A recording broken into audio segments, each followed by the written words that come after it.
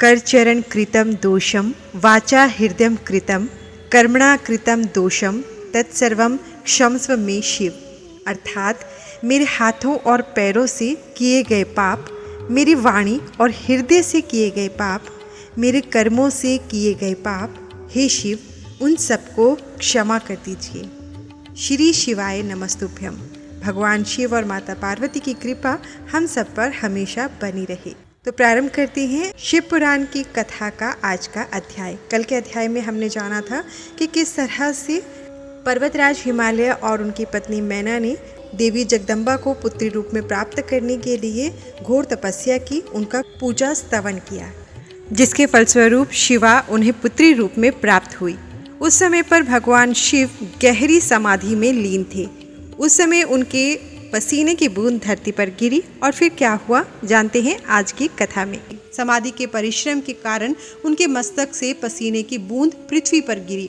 वह बूंद एक शिशु में परिवर्तित हो गई। उस बालक का रंग लाल था, उसकी 4 भुजाएं थी, उसका रूप मनोहर था। वह बालक दिव्य तेज से संपन्न अनोखी शोभा पा रहा था। वह प्रकट होते ही रोने लगा। उसे देखकर संसारी मनुष्यों की भांति शिवजी उसके लालन पोषण का विचार करके व्याकुल हो गए। उसी समय डरी हुई एक सुंदर स्त्री वहां आई। उसने उस बालक को गोद में उठा लिया और उसका मुख चूमने लगी। तब उन्होंने उसे दूध पिलाकर उस बालक के रोने को शांत किया। फिर वह उसे खिलाने लगी। वह स्त्री और कोई नहीं, स्वयं पृथ्वी माता थी। संसार की सृष्टि करने वाले, सब कुछ जानने वाले महादेव जी यह देखकर मुस्कुराने लगे। वह पृथ्वी को पहचान चुके थे। वे पृथ्वी से बोले, हे धरिणी, तुम इस पुत्र का प्रेम पूर्वक पालन करो। यह शिशु मेरे पसीने की बूंद से प्रकट हुआ है। हे वसुधा, यद्यपि यह बालक मेरे पसीने से उत्पन्न हुआ है, परंतु इस जगत में यह तुम्हारे ही पुत्र के रूप में माना जाएगा। यह परम गुणवान और भूमि देने वाला होगा। यह मुझे भी सुख देने वाला होगा। हे देवी, तुम इसको धारण करो। नारद यह कहकर भगवान शिव चुप हो गए। उनका दुखी हृदय थोड़ा शांत हो गया। उधर शिवजी की आज्ञा का पालन करते हुए पृथ्वी अपने पुत्र को साथ लेकर अपने निवास स्थान पर चली गई। बड़ा होकर वह बालक भौम नाम से प्रसिद्ध हुआ। युवा होने पर भौम काशी गया। वहां उसने बहुत लंबे समय तक शिव की सेवा आराधना की। तब भगवान शिव की कृपा दृष्टि पाकर भूमि पुत्र भौम दिव्य लोक को चले गए। अब आगे ब्रह्मा जी नारद जी को भगवान शिव के गंगा अवतरण तीर्थ में तपस्या से संबंधित कथा बताते हैं और कहते हैं, हे नारद, गिरिराज हिमालय की पुत्री पार्वती, जो साक्षात जगदम्बा का अवतार थी, अब 8 वर्ष की हो गई। तब भगवान शिव को उनके जन्म का समाचार मिला। तब उस अद्भुत बालिका को हृदय में रखकर वे बहुत प्रसन्न हुए। तब उन्होंने अपने मन को एकाग्र कर तपस्या करने के विषय में सोचा। तत्पश्चात नंदी एवं कुछ और गणों को अपने साथ लेकर महादेव जी हिमालय के सर्वोच्च शिखर पर गंगोत्री नामक तीर्थ पर चले गए। इसी स्थान पर पतित पावनी गंगा ब्रह्मलोक से गिर रही है। भगवान शिव ने उसी स्थान को तपस्या करने के लिए चुना। शिव जी अपने मन को एकाग्रचित कर आत्मभूत ज्ञानमय नित्य ज्योतिर्मय चिदानंद स्वरूप परब्रह्म परमात्मा का चिंतन करने लगे। अपने स्वामी को ध्यान में मगन पाकर नंदी एवं अन्य शिवगण भी समाधि लगाकर बैठ गए। कुछ गण शिव जी की सेवा करते तथा कुछ उस स्थान की सुरक्षा करने हेतु कार्य करते। जब गिरिराज हिमालय को शिव जी के आगमन का शुभ समाचार प्राप्त हुआ, तब वे प्रेम पूर्वक मन में आदर का भाव लिए अपने सेवकों सहित उस स्थान पर आए जहां वे तपस्या कर रहे थे। हिमालय ने दोनों हाथ जोड़कर रुद्रदेव को प्रणाम किया। तत्पश्चात उनकी भक्ति भाव से पूजा आराधना करने लगे। हाथ जोड़कर हिमालय बोले, भगवान, आप यहाँ पधारे हैं, यह मेरा सौभाग्य है। प्रभु, आप भक्त वत्सल हैं। आज आपके साक्षात दर्शन पाकर मेरा जन्म सफल हो गया। आप मुझे अपना सेवक समझे और मुझे अपनी सेवा के लिए आज्ञा प्रदान करें। हे प्रभु, आपकी सेवा करके मेरा मन अत्यधिक आनंद का अनुभव करेगा। गिरिराज हिमालय के वचन सुनकर महादेव जी ने अपनी आंखें खोली और वहां हिमालय और उनके सेवकों को खड़ा देखा। उन्हें देखकर महादेव जी मुस्कुराते हुए बोले, हे गिरिराज, मैं तुम्हारे शिखर पर एकांत में तपस्या करने के लिए आया हूँ। हिमालय, तुम तपस्या के धाम हो। देवताओं, मुनियों और राक्षसों को भी तुम आश्रय प्रदान करते हो। गंगा, जो कि सबके पापों को धो देती है, तुम्हारे ऊपर से होकर निकलती है, इसलिए तुम सदा के लिए पवित्र हो गए हो। मैं इस परम पावन स्थल जो कि गंगा का उद्गम स्थल है पर तपस्या करने के लिए आया हूँ। मैं यह चाहता हूँ कि मेरी तपस्या बिना किसी विघ्न बाधा के पूरी हो जाए, इसलिए तुम ऐसी व्यवस्था करो कि कोई भी मेरे निकट न आ सके। अब तुम अपने घर जाओ और इसका उचित प्रबंध करो। ऐसा कहकर भगवान शिव चुप हो गए। तब हिमालय बोले, हे परमेश्वर, आप मेरे निवास क्षेत्र में पधारे, यह मेरे लिए बड़े सौभाग्य की बात है। मैं आपका स्वागत करता हूँ। भगवान, अनेकों मनुष्य आपके अनन्य भाव से तपस्या और प्रार्थना करने पर भी आपके दर्शनों के लिए तरसते हैं। ऐसे महादेव ने मुझ दीन को अपने अमृत दर्शनों से कृतार्थ किया है। भगवान, आप यहाँ पर तपस्या के लिए पधारे हैं, इससे मैं बहुत प्रसन्न हूँ। आज मैं स्वयं को देवराज इंद्र से भी अधिक भाग्यशाली मानता हूँ। आप यहाँ बिना किसी विघ्न बाधा के एकाग्रचित हो तपस्या कर सकते हैं। यहाँ आपको किसी भी तरह की कोई परेशानी नहीं होगी, ऐसा मैं आपको विश्वास दिलाता हूँ। ऐसा कहकर गिरिराज हिमालय अपने घर लौट गए। घर पहुंचकर उन्होंने अपनी पत्नी मैना को शिवजी से हुई सारी बातों का वृत्तांत कह सुनाया।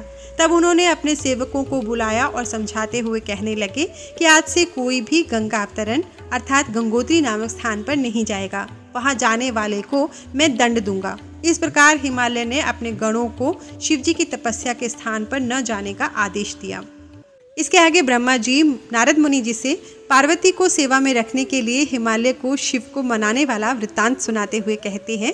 तत्पश्चात हिमालय अपनी पुत्री पार्वती को साथ लेकर शिव जी के पास पहुंचे। वहां जाकर उन्होंने योग साधना में डूबे त्रिलोकीनाथ भगवान शिव को दोनों हाथ जोड़कर नमस्कार किया तथा इस प्रकार प्रार्थना करने लगे, भगवान, मेरी पुत्री पार्वती आपकी सेवा के लिए बहुत उत्सुक है, इसलिए आपकी आराधना करने के लिए मैं इसे अपने साथ ही यहाँ ले आया।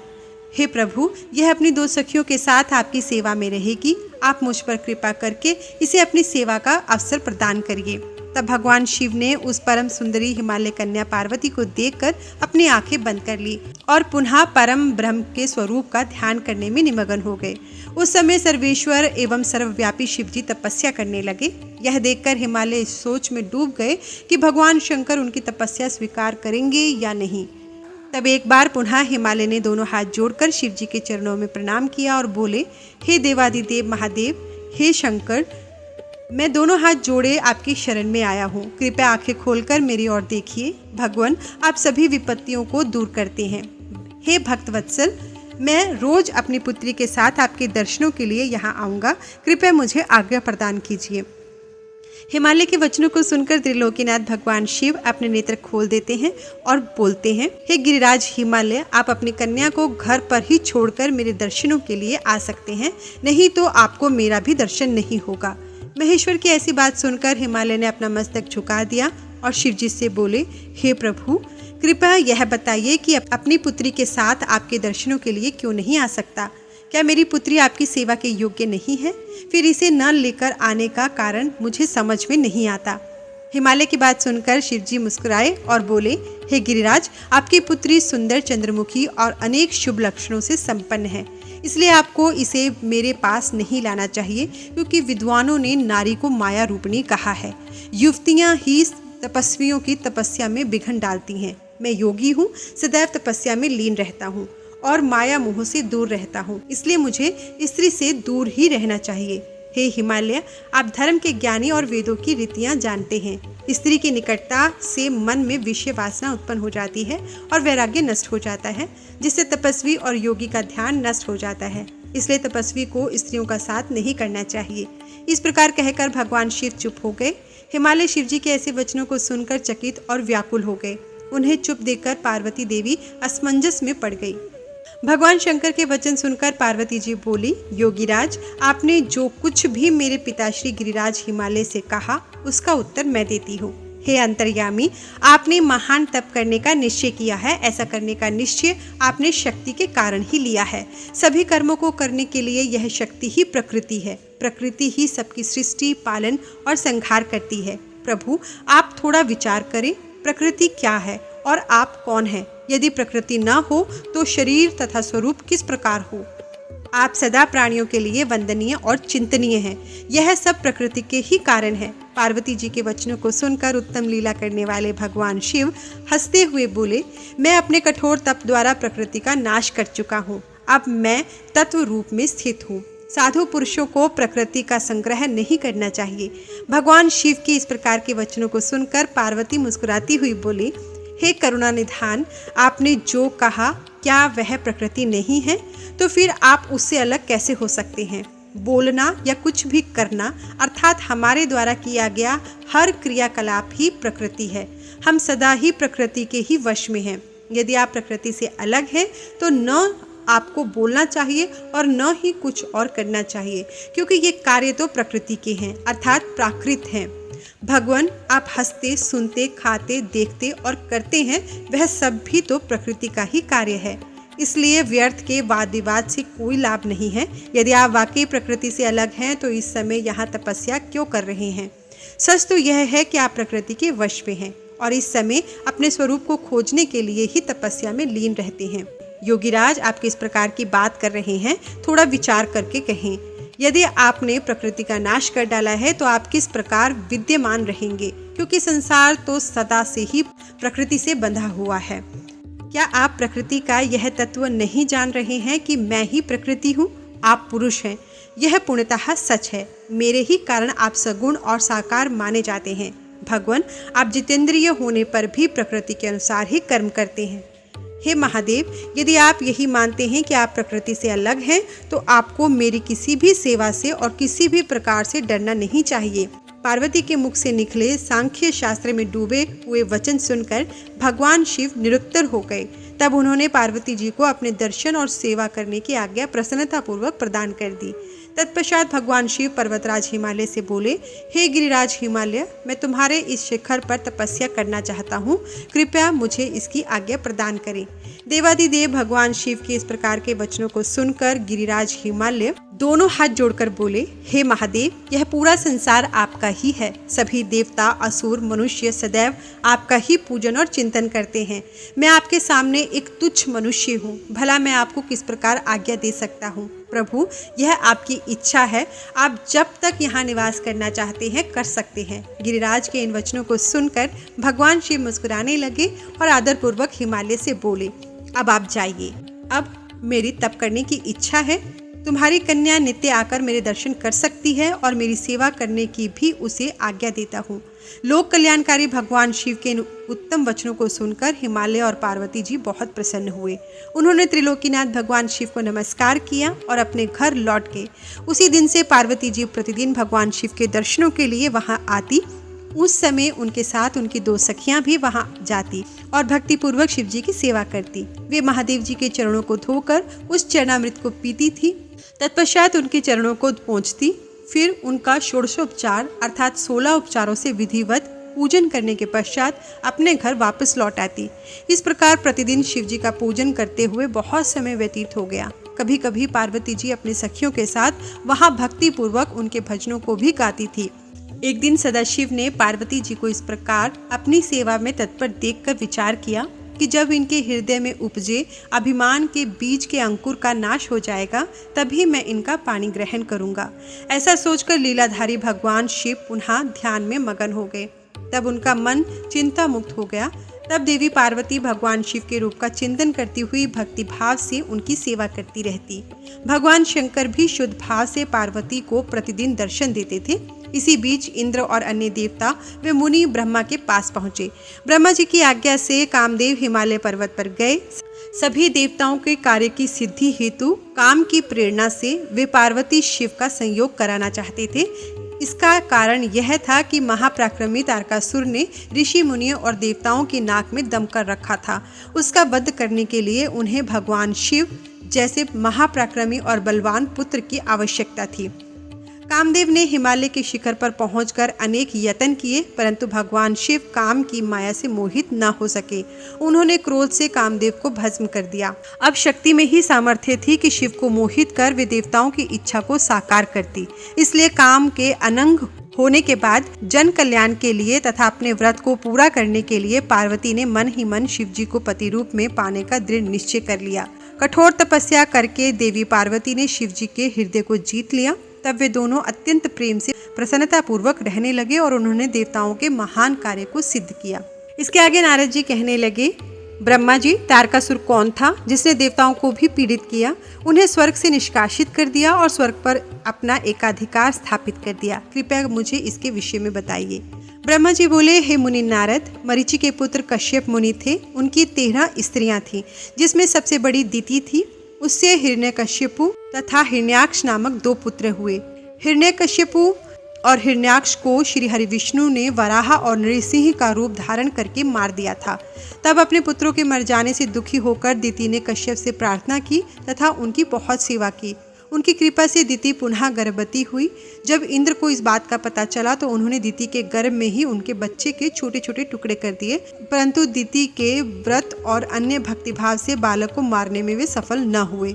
समय पूरा होने पर उनके गर्भ से 49 बालक उत्पन्न हुए। वे सभी भगवान शिव के गण हुए तथा शीघ्र ही स्वर्ग में चले गए। तत्पश्चात दिति पुनः अपने पति कश्यप मुनि के पास गई और उनसे पुनः मां बनने के विषय में कहने लगी।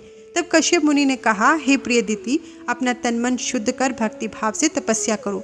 10,000 वर्ष बीतने के पश्चात तुम्हें तुम्हारी इच्छा के अनुरूप पुत्र की प्राप्ति होगी। यह सुनकर दिति ने श्रद्धापूर्वक 10,000 वर्षों तक कठोर तपस्या की। तपस्या के उपरांत पुनः वे अपने घर लौट आई। तब कश्यप मुनि की कृपा से दिति गर्भवती हुई। इस बार उन्होंने एक अत्यंत पराक्रमी और बलवान पुत्र को जन्म दिया। इस पुत्र का नाम वज्रांग था। वज्रांग दिति की इच्छा के अनुरूप ही था। दिति इंद्र द्वारा किए गए छल कपट से बहुत दुखी थी और उनसे बदला लेने के लिए अपने पुत्र वज्रांग को देवताओं से युद्ध करने की आज्ञा दी। वज्रांग और सभी देवताओं का बहुत भयानक युद्ध हुआ। तत्पश्चात वीर और पराक्रमी वज्रांग ने अपनी माता के आशीर्वाद से सभी देवताओं को परास्त कर दिया और स्वर्ग का राज्य हथिया कर वहां का राजा बन गया। सभी देवता उसके अधीन हो गए। तब यह देखकर दिति को बहुत प्रसन्नता हुई। एक दिन कश्यप मुनि के साथ मैं स्वयं वज्रांग के पास गया। मुझ ब्रह्मा ने वज्रांग से अनुरोध किया कि वह देवताओं को इंद्र की गलती की सजा न दे तथा इंद्र सहित सभी देवताओं को क्षमा कर दे। मेरे इस प्रकार कहने पर वज्रांग बोला, हे ब्राह्मण, मुझे राज्य का कोई लोभ नहीं। मैंने इंद्र की दुष्टता के कारण ही ऐसा किया है। इंद्र ने मेरी माता के गर्भ में घुसकर मेरे भाइयों को मारने का प्रयत्न किया था, तभी मैंने इंद्र के राज्य को जीतकर उसे स्वर्ग से निष्कासित कर दिया है। भगवान, मुझे भोग विलास की कोई इच्छा नहीं है। इंद्र सहित सभी देवता अपने अपने कर्मों का फल भोग चुके हैं, अतः मैं स्वर्ग का राज्य इंद्र को वापस सौंप सकता हूँ। मैंने अपनी माता की आज्ञा मानकर यह सब किया है। प्रभु, आप मुझे सार तत्व का उपदेश दें जिससे मुझे सुख की प्राप्ति हो। वज्रांग के उद्देश्य को उत्तम जानकर मैंने उसे सात्विक तत्व के बारे में समझाया। फिर मैंने एक सुंदर और गुणी स्त्री उत्पन्न की और उसका विवाह वज्रांग से करा दिया। वज्रांग ने अपने सभी बुरे विचारों को त्याग दिया, परंतु उसकी पत्नी के हृदय में बुरे विचारों का ही मानो साम्राज्य था। उसकी पत्नी ने उसकी बहुत सेवा की। तब प्रसन्न होकर वज्रांग ने कहा, हे प्राण प्रिय, तुम क्या चाहती हो, मुझे बताओ, मैं तुम्हारी इच्छाएं अवश्य पूरी करूंगा। यह सुनकर परम सुंदरी बोली, पतिदेव, यदि आप मेरी सेवा से प्रसन्न हैं तो कृपया मुझे इस त्रिलोकी को जीतने वाला महापराक्रमी और बलवान पुत्र प्रदान कीजिए, जो ऐसा बलवान हो कि समस्त देवता उससे भयभीत रहें। अपने पत्नी के ऐसे वचन सुनकर वज्रांग सोच में डूब गया, क्योंकि वह स्वयं देवताओं से किसी प्रकार का कोई वैर नहीं रखना चाहता था, परंतु उसकी पत्नी देवताओं के साथ शत्रुता बढ़ाना चाहती थी। वज्रांग सोचने लगा कि यदि सिर्फ अपनी पत्नी की इच्छा को सर्वोपरि मानकर उसे पूरा कर दिया तो सारे संसार सहित देवताओं एवं मुनियों को दुख उठाना पड़ेगा, और यदि पत्नी की इच्छा को पूरा नहीं किया तो नरक का भागी बनूंगा। तब इस धर्म संकट में पड़ने के बाद उसने अपनी पत्नी की अभिलाषा को पूरा किया। अपनी पत्नी की इच्छा अनुसार पुत्र प्राप्त करने हेतु वज्रांग ने बहुत वर्षों तक कठोर तपस्या की। मुझ ब्रह्मा से वर प्राप्त कर अत्यंत हर्षित होता हुआ वज्रांग अपनी पत्नी को पुत्र प्रदान करने हेतु अपने लोक में चला गया। कुछ समय बाद वज्रांग की पत्नी गर्भवती हो गई। समय पूर्ण होने पर उसकी पत्नी ने एक पुत्र को जन्म दिया। वह बालक बहुत लंबा चौड़ा था, उसका शरीर बहुत अधिक विशाल था, वह अत्यंत शक्तिशाली और पराक्रमी था। उसके जन्म के समय सारे संसार में कोहराम मच गया, चारों ओर उपद्रव होने लगे, आकाश में भयानक बिजलियां चमकने लगी तथा चारों दिशाओं में भयंकर गर्जनाएं होने लगी। धरती पर भूकंप आ गया, पहाड़ कांपने लगे, नदी सरोवर का जल जोर जोर से उछलने लगा, चारों ओर आंधियां चलने लगी, सूर्य को राहु ने निगल लिया और चारों ओर अंधकार छा गया। उसके जन्म के समय के ऐसे अशुभ लक्षणों को देखते हुए कश्यप मुनि ने उसका नाम तारक रखा। तारक का जन्म हो जाने पर वज्रांग के घर ही उसका लालन पालन होने लगा। थोड़े ही समय में तारक का शरीर और बड़ा हो गया। वह पर्वत के समान विशाल और विकराल होता जा रहा था।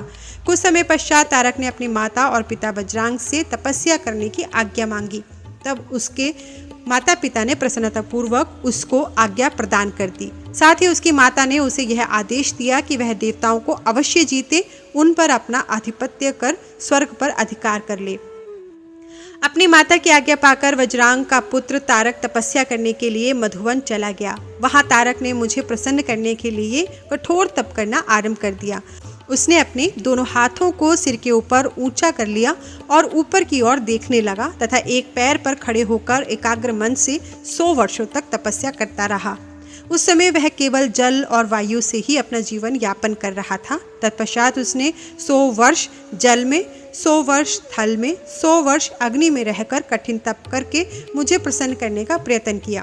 फिर 100 वर्ष पृथ्वी पर हथेली धारण करके, 100 वर्ष वृक्ष की शाखा को पकड़कर तथा अनेकों प्रकार के दुख सह सह कर वह तप करता रहा।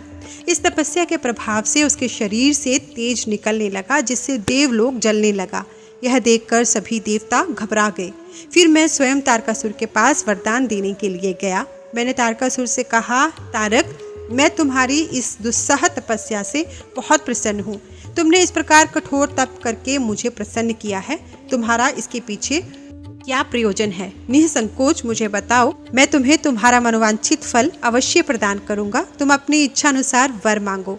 ब्रह्मा जी के इन वचनों को सुनकर तारकासुर उनकी स्तुति करने लगा। तत्पश्चात वह बोला, हे विधाता, हे ब्रह्मा जी, अगर आप मेरी तपस्या से प्रसन्न होकर मुझे वरदान देना चाहते हैं तो प्रभु मुझे पहला वरदान यह दें कि आपके द्वारा बनाई गई इस सृष्टि में मेरे समान कोई भी तेजवान और बलवान न हो। दूसरा वर यह दें कि मैं अमर हो जाऊं, अर्थात कभी भी मृत्यु को प्राप्त न हो। तब मैंने कहा, इस संसार में कोई भी अमर नहीं है, इसलिए तुम इच्छानुसार मृत्यु का वर मांगो। तारक ने अहंकार भरी विनम्रता से निवेदन किया, भगवान, मेरी मृत्यु भगवान शंकर की वीर्य से उत्पन्न बालक के चलाए हुए शस्त्र से ही हो और कोई मेरा वध न कर पाए।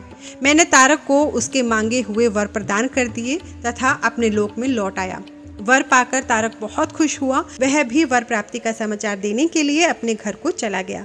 दैत्यों के गुरु शुक्राचार्य ने तारक को असुरों का राजा बना दिया। अब तारक तारकासुर नाम से प्रसिद्ध हो गया। वह तीनों लोकों में अपना अधिकार स्थापित करना चाहता था, इसलिए सबको पीड़ित कर, उनसे युद्ध करके, उन्हें हराकर सबके राज्यों पर अपना अधिकार करता जा रहा था। स्वर्ग के राजा इंद्र ने भी डर कर अपना वाहन ऐरावत हाथी, अपना खजाना 9 सफेद रंग के घोड़े उसे दे दिए। ऋषियों ने डर के मारे कामधेनु गाय तारकासुर को दे दी। इसी प्रकार अन्य देवताओं ने भी अपनी अपनी प्रिय वस्तुएं तारकासुर को अर्पित कर दी। अन्य लोगों के पास भी जो उत्तम उत्तम वस्तुएं थी, उन्हें भी दैत्यराज तारक ने अपने अधिकार में कर लिया। इतना ही नहीं, समुद्रों ने भी भयभीत होकर अपने अंदर छिपे सभी अमूल्य रत्न निकालकर तारकासुर को सौंप दिए। तारकासुर के भय से पूरा जगत कांपने लगा। उसका आतंक दिनों दिन बढ़ता जा रहा था। पृथ्वी, सूर्य, चंद्रमा, वायु, अग्नि सभी तारकासुर के डर के कारण अपने सभी कार्य सुचारू रूप से कर रहे थे। दैत्यराज तारकासुर ने देवताओं और पितरों के भागों पर भी अपना अधिकार जमा लिया था। उसने इंद्र को युद्ध में हराकर स्वर्ग का सिंहासन भी हासिल कर लिया। उसने स्वर्ग के सभी देवताओं को वहां से निष्कासित कर दिया, जो अपनी प्राण रक्षा के लिए इधर उधर भटक रहे थे। सभी देवता तारकासुर के डर के कारण मारे मारे इधर उधर भटक रहे थे। इंद्र ने सभी देवताओं को मेरे पास आने की सलाह दी। सभी मुझ ब्रह्मा के पास आए। सभी देवताओं ने मुझे हाथ जोड़कर प्रणाम किया और मेरी अनेकों प्रकार से स्तुति करने लगे। अपना दुख दर्द बताते हुए देवता कहने लगे, हे विधाता, हे ब्रह्मा जी, आपने ही तारकासुर को अभय का वरदान दिया है। तभी से तारक त्रिलोकों को जीतकर अभिमानी होता जा रहा है। उसने लोगों को डरा धमका कर उन्हें अपने अधीन कर लिया है। तारक ने स्वर्ग पर भी अपना अधिकार स्थापित कर लिया है। हम सभी को स्वर्ग से निकाल दिया है। उसने इंद्र के सिंहासन पर भी अपना अधिकार कर लिया है। अब उसके आदेश से उसके असुर हमारे प्राणों के प्यासे बने हमें ढूंढ रहे हैं। तभी हम अपने प्राणों की रक्षा कर आपकी शरण में आए हैं। हे प्रभु, हमारे दुखों को दूर कीजिए।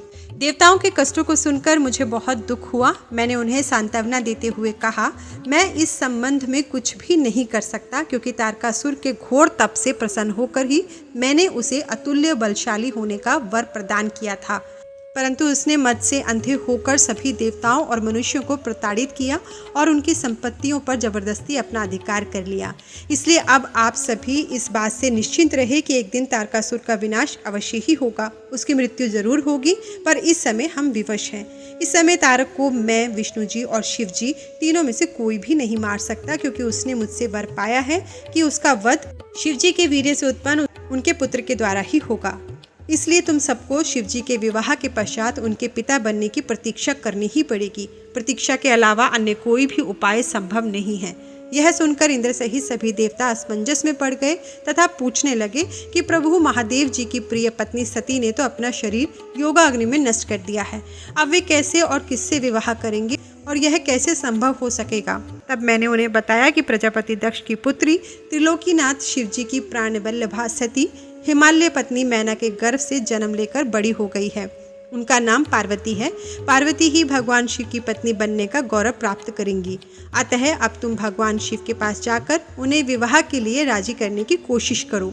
शिव पार्वती का पुत्र ही तुम्हें तारकासुर के भय से मुक्त करा सकता है। अतएव तुम भगवान शिव से प्रार्थना करो कि वे पार्वती के साथ विवाह करने के लिए राजी हो जाएं। इस बात को अच्छे से जान लो कि शिव पुत्र ही तुम्हारा उद्धार कर सकता है। अब मैं तारकासुर को समझाता हूँ कि वह व्यर्थ में देवताओं को तंग करना बंद कर दे और उन्हें अपना भाग वापस दे दे और स्वयं भी शांति से जीवन यापन करे। यह कहकर मैंने इंद्र व अन्य देवताओं को वहां से विदा किया। तत्पश्चात मैं स्वयं तारकासुर को समझाने के लिए उसके पास गया। तारकासुर ने मुझे प्रणाम किया और मेरी स्तुति एवं वंदना करने लगा। मैंने तारकासुर से कहा, हे पुत्र तारक, मैंने तुम्हारी भक्तिभाव से की गई तपस्या से प्रसन्न होकर तुम्हें मनोवांछित वर प्रदान किए थे। वे वरदान मैंने खुशी से तुम्हारी बेहतरी के लिए दिए थे, परंतु तुम उन वरदानों का गलत उपयोग कर रहे हो। वर प्राप्त करने के उपरांत तुम अपनी सीमाओं को भूल गए हो। अनावश्यक अभिमान के नशे में चूर होकर तुम्हें यह भी याद नहीं रहा है कि देवता सर्वथा पूजनीय और वंदनीय होते हैं। तुमने उन्हें भी कष्ट पहुंचाया है और साथ ही उन्हें स्वर्ग से निकाल दिया है। तुम्हारे सशस्त्र सैनिक अभी भी देवताओं को मारने के लिए ढूंढ रहे हैं। तारकासुर, स्वर्ग पर सिर्फ देवताओं का अधिकार है, वहां से उन्हें निकालने की तुम्हारी कैसी हिम्मत हुई। स्वर्ग का राज्य छोड़कर वापस पृथ्वी पर लौट जाओ और वहीं पर शासन करो, यह मेरी आज्ञा है। तारकासुर को यह आदेश देकर मैं वहां से लौट आया। तत्पश्चात तारकासुर ने मेरी बात का सम्मान करते हुए स्वर्ग का राज्य छोड़ दिया। वह पृथ्वी पर आकर शोणित नामक नगर पर शासन करने लगा। मेरी आज्ञा पाकर देवताओं सहित देवेंद्र स्वर्गलोक को चले गए और पूर्व की भांति पुनः स्वर्ग का शासन करने लगे। आज की कथा बस यहीं तक। कल की कथा में हम जानेंगे कि ब्रह्मा जी से नारद इस प्रकार कहते हैं कि स्वर्ग में सब देवता मिलकर सलाह करने लगते हैं कि किस प्रकार भगवान शिव को सम्मोहित कर सकते हैं। शिव जी किस प्रकार पार्वती का पानी ग्रहण करेंगे, इसके बारे में भी सोचने लगे। और फिर देवराज इंद्र ने कामदेव को याद किया। कामदेव तुरंत वहां पहुंचे और उसके बाद क्या हुआ हम कल की कथा में जानेंगे। भगवान शिव माता पार्वती के साथ आप सब पर अपनी कृपा दृष्टि बनाए रखें। इसी कामना के साथ हर हर महादेव। धन्यवाद।